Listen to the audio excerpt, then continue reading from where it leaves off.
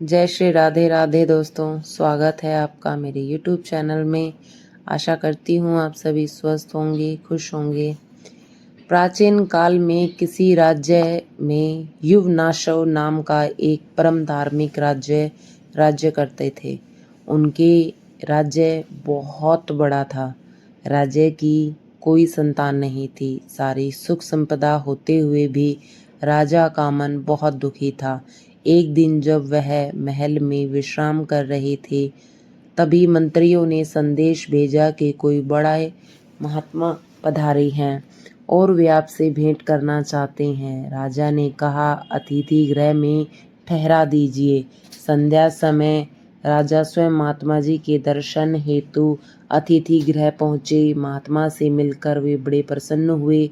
राजा ने संतान न होने का दुख महात्मा को बताया तो महात्मा जी बोले, हे राजन, आप पुत्र कामना हेतु यज्ञ करे। राजा ने शीघ्र ही यज्ञ का आयोजन किया। यज्ञ में विद्वानों को आमंत्रित किया गया। कई दिन तक यज्ञ होता रहा, किंतु गलती से आचार्य कीर्ति बढ़ाने वाले मंत्र का जाप करने लगे। जब राजा को यह पता चला तो उसने पूछा, आचार्य, यह आप क्या कर रहे हैं? हमने तो संतान की कामना से यज्ञ आरंभ कराया था।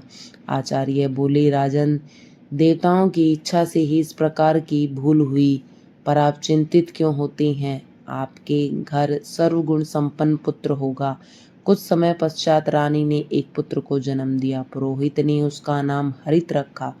राजा रानी पुत्र को पाकर सुखी हुए।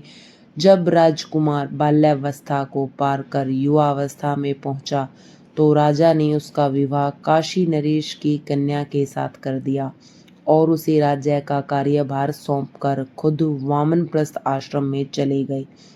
एक बार राजा हरित वन में शिकार के लिए गया। जब वह एक पत्थर की चट्टान पर बैठा था, तभी अचानक पर्वत गंधरा से किसी की करुण आवाज सुनाई दी। यह आवाज सुनकर राजा हरित के हृदय में करुणा भर आई। उसने सोचा, शायद कोई पशु किसी बड़े पशु की चंगुल में फंसकर तड़प रहा है, उसके पास जाकर देखा जाए। यह विचार कर वह वहां पहुंच गया। वहां पहुंचकर उसने देखा, एक भयंकर व्याघ्र ने एक गाय को अपने मुख में जकड़ रखा है। गाय छटपटा रही थी। राजा ने गाय का दुख देखा नहीं गया। उसने शीघ्र ही गाय की रक्षा करने हेतु व्याघ्र को लक्ष्य कर एक तीर चलाया। व्याघ्र बाण के आघात से क्रोधित हो गया। उसने गाय की गर्दन दबा दी।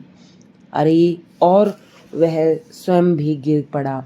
यह दृश्य देख राजा हरित सोचने लगा, ये मैंने कैसा दुष्कर्म किया। गाय को व्याघ्र के चंगुल से बचाने के लिए मैंने प्रयत्न किया, लेकिन फिर भी गाय को न बचा सका। अब मैं इस पाप से कैसे छुटकारा पाऊंगा? राजा हरित यह विचार कर रहे थे, तभी वहां एक ऋषि आए और बोले, राजन, दुखी मत हो, तुम शीघ्र सत्यव्रत क्षेत्र में जाओ। वहां एक सरोवर है। उस सरोवर में स्नान करने से तुम्हारा मन निर्मल हो जाएगा।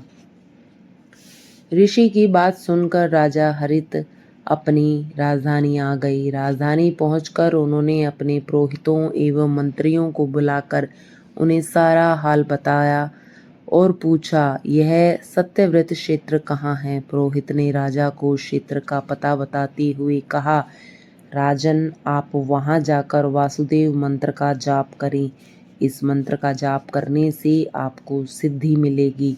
राजा एक क्षण भी विलंब न करते हुए मंत्रियों को राज्यभार सौंपकर सत्यव्रत क्षेत्र की ओर चल पड़े। सरोवर के निकट पहुंचकर राजा ने देखा, वहां अद्भुत शांति है।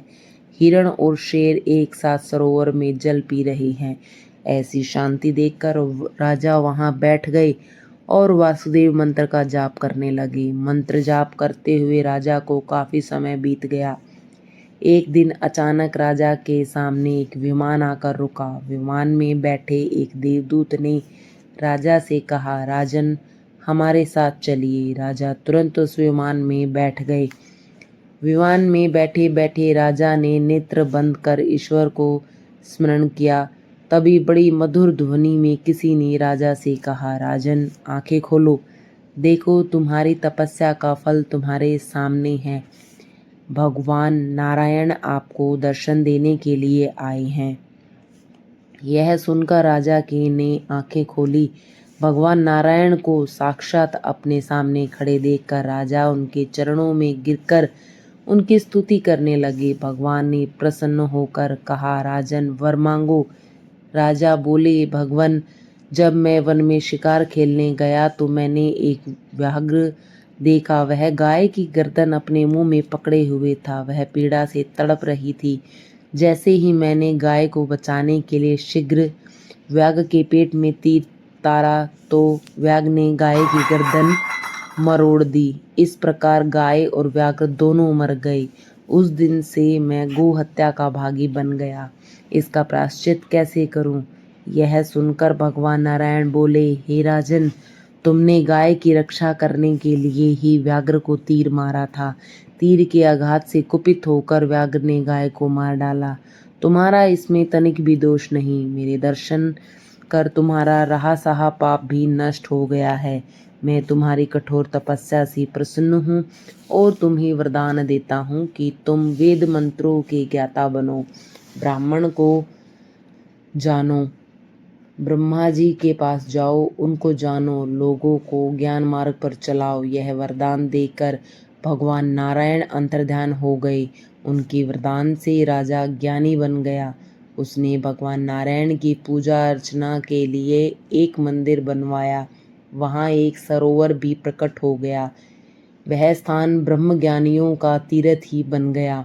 आज भी सुनते हैं विंध्याचल की किसी घाटी में वह सरोवर है। इसमें स्नान करने से अज्ञानी के मन में भी ज्ञान का आलोक फूटने लगता है। जय श्री राधे राधे।